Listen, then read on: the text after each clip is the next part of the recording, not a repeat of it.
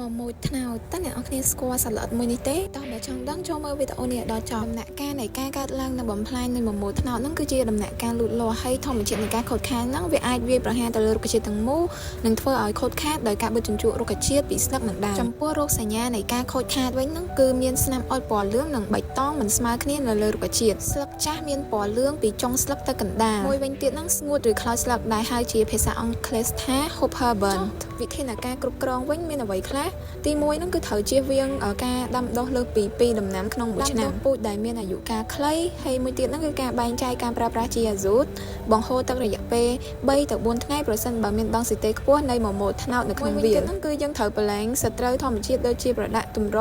ហើយនិងប៉ារ៉ាស៊ីតនៅក្នុងវាហើយការប្រើប្រាស់សារធាតុគីមីដើម្បីបង្កើតចំនួនសត្រូវ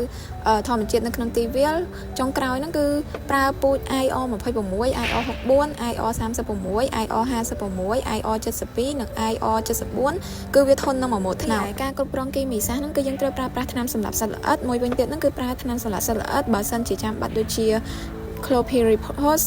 carbosulfan